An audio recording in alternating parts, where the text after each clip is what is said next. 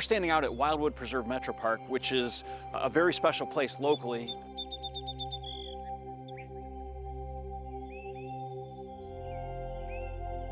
The park is part of the Oak Openings region, which is the most biologically diverse region in Ohio.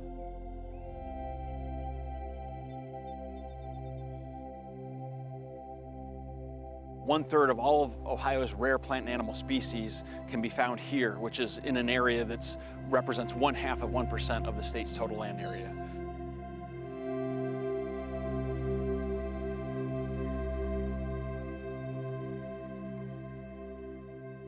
Before there was European American influx of settlers, of course, it was wilderness in the sense that it wasn't developed like we think of development today.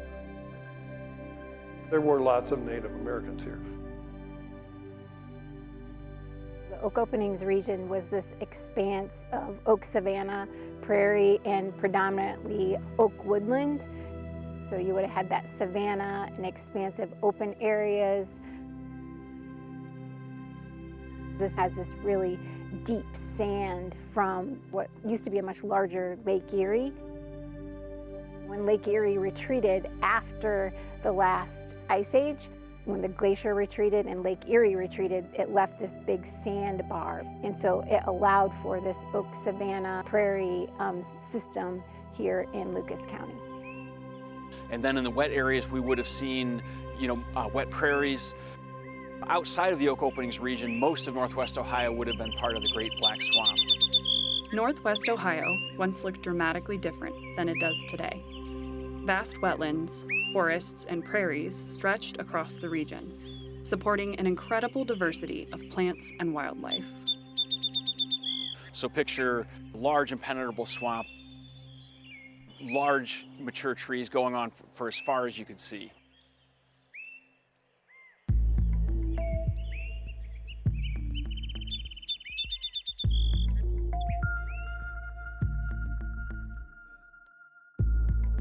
The Maumee River is the interstate highway of the prehistoric and early historic world. The Maumee River starts at Fort Wayne, Indiana. Just on the other side, to the west of Fort Wayne, the rivers flow the other way into the Mississippi watershed. So you have a connection there, which they call a portage, between one river system that could get you, all the way up into Canada and Minnesota or down to the Gulf of Mexico via the Mississippi River and the Ohio River. But then you come on the other side of Fort Wayne and it drains east into the Great Lakes.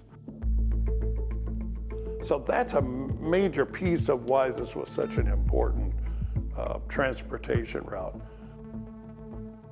Anytime that happens, you're going to have people living along its banks and villages popping up and communities popping up, and that's exactly what happened. For thousands of years, people lived alongside these natural systems. But as settlement expanded, the landscape began to change. The things that we really value today in forests just were not appreciated 300 years ago, back when this area would have been settled. They would have seen this as a barrier to settlement. They would have seen this as something, dangerous and something to be conquered. So, these forests obviously were a huge source of timber that was used to build the region, to build Northwest Ohio. But these were often seen as scary places. Wetlands were drained, forests were cleared, and many of the habitats that once defined Northwest Ohio gradually disappeared. This property is a beautiful rolling hills, deep ravines, unlike much of Northwest Ohio, which is pretty flat. So it always had an attraction, even to the Native Americans. The river would have had fish and mollusks and other things they could eat. Settlers came in from Europe and other parts of America. The woods were chopped down, generally speaking. It became farmland. And then it began to be acquired by the Stranahan family. Robert was a co-founder with his brother Frank of champion spark plug companies. So there is a lot of wealth. The Stranahans decided in the 1930s that they would begin to develop it seriously as a place where major horse events took place. So many of the trails that are now part of the park were originally horse trails. So they had all kinds of events and horse shows and all that stuff. They then decided they loved this property so much that they were going to build a big house here. So they lived here and had lots of family events, lots of company events. So it was pretty well known. It was never open to the public per se, but they used it well. They get elderly, it happens. He died in 1962. She continued to live here until she passed in 1968. Their children were fully grown by then, had their own careers and their own homes. They really didn't want a 500-acre estate. A developer proposed luxury housing for this entire site. When that became public, that became kind of a lightning rod for a lot of people.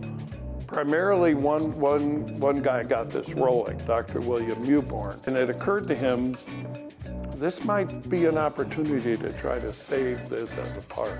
They were nervous about putting a levy on the ballot that would produce the money to purchase the estate. They agreed to move forward, and the family agreed, well, let's see what happens. After a monumental volunteer effort, it passed. By a sizable enough margin, it became a park. By the 1970s, many residents recognized that opportunities to protect large natural areas were becoming increasingly rare. There's a certain mystique about this estate in the sense that nobody could go into it, you couldn't just drive into it. And there was a recognition that places like this that were undeveloped and natural in large part had virtually disappeared or were disappearing very fast. That opportunity, that the environmental movement sort of pushing things along really spurred a lot of people into action. Preserving places like Wildwood wasn't just about protecting open space. It was about saving a piece of the region's natural heritage. We are in the middle of a major migratory flyway for birds. We are in a place with unique plant and animal species. To be able to protect areas that are functioning ecosystems. Not only is there a benefit in terms of protecting habitat, but there's also a benefit for people. So think of a place that protects habitat for pollinators, which we need for food production. Think of the water quality benefits and the air quality benefits of protecting these trees, the carbon sequestration. The amount of benefits that we obtain from nature, far exceed just simply, the aesthetic benefits of coming to a park to go for a walk. Today, these protected landscapes provide benefits that extend far beyond recreation, supporting wildlife, improving water quality, and enhancing quality of life throughout the region. Benefits of protecting these large natural areas are almost endless when you think of, beyond just the aesthetic benefits, the health and wellness benefits of visiting parks, but also start thinking about the economic benefits. And that's one of the big drivers for doing these park expansion projects, is these also benefit the community. They help to stabilize and increase property values. They bring in tourist dollars, people coming from out of the region to visit these spectacular natural areas. Beyond just the aesthetic preservation and biological diversity benefits, there are real economic benefits for doing preservation.